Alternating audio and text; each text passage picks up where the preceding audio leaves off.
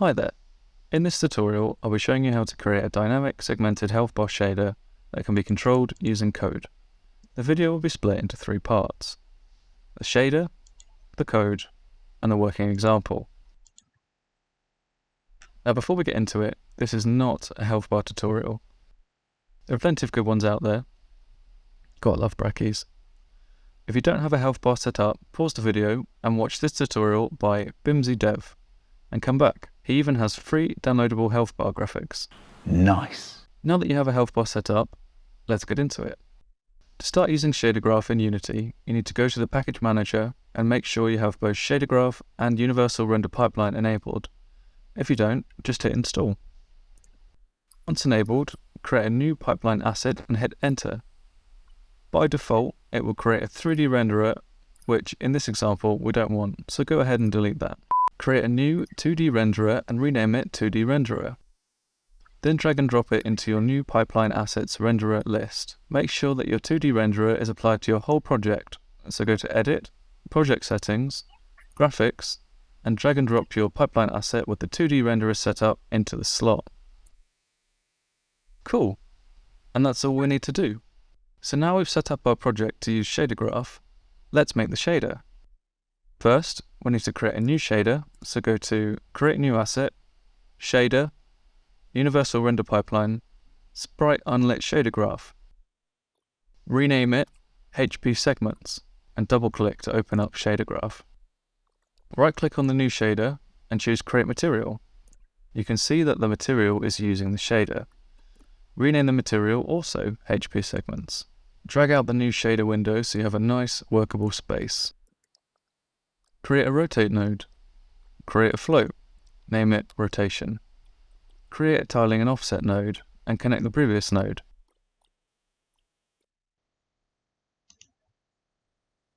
Create a vector 2 node and connect it to tiling. Create another vector 2 node and connect it to offset. Then create 2 floats named frequency and offset.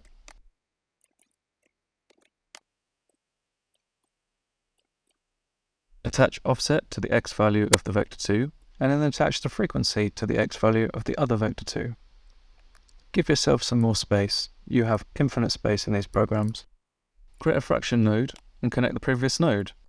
Create a rectangle node and connect the output of the previous node.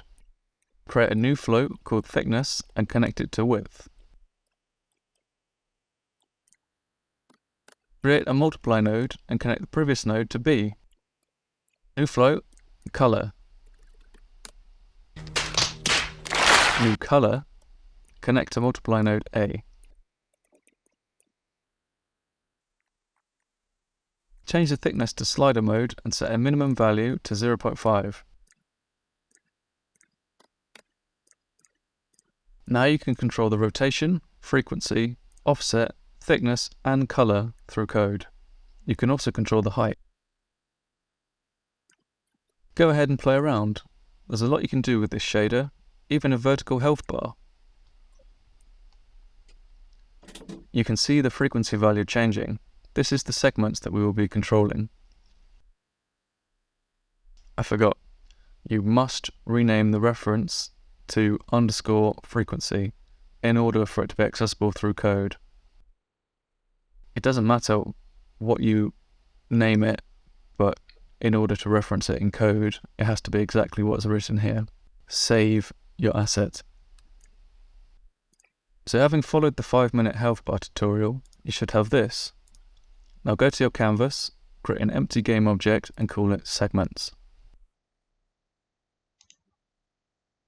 Just like on the previous health bar game object, you want to use the same image component in the same space, right? Wrong. This won't work, as the image component is unable to make instances or copies of itself. If we want different values on multiple health bars, then we want to create material instances or variations of our original material so they're not all the same. So what we need to do is instead add a sprite renderer component and make it exactly the same as the image component, size, image, position, etc. So now we've done the shader and set up our segments game object. Let's do the code. This is the health bar script you should have from the 5-minute tutorial.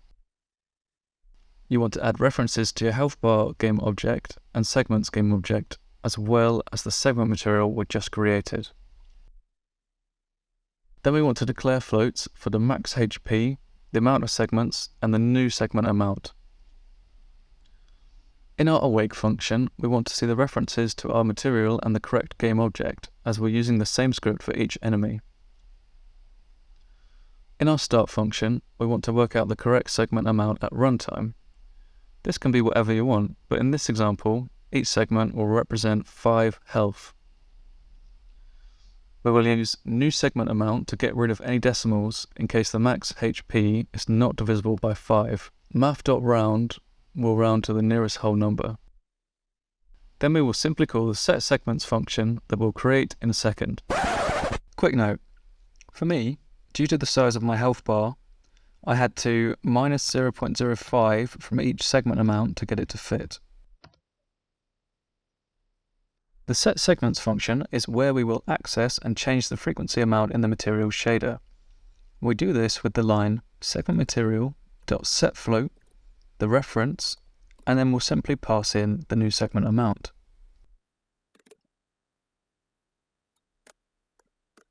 Then we'll create a new instance of the segment material we created using the current new segment amount. To do this, we write segment material equals new material, and then the original segment material. This creates a copy of the material we defined earlier, but with the new values. On the late update function, so that it doesn't jitter, write transform.rotation equals quaternion identity. This will make it so your health bar doesn't flip with your character. So now we've done the code, let's see it in action. Here's my material I made earlier as I forgot to save. Lock the inspector using the padlock button in the top right corner, then drag and drop your HP segment material onto your health bar script. Now you might be wondering what these are, but this is just because I have my max HP value stored in a scriptable object. You will be able to change your max HP value here. Change the max HP, make sure all your scripts are saved. Now if you hit play, your health bar should have an appropriate amount of segments over it.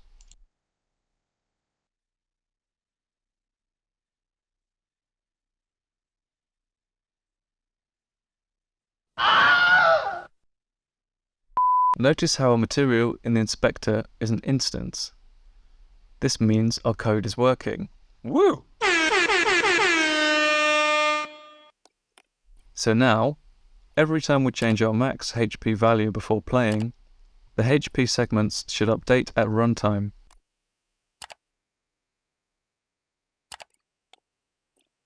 Even when not using a multiple of 5.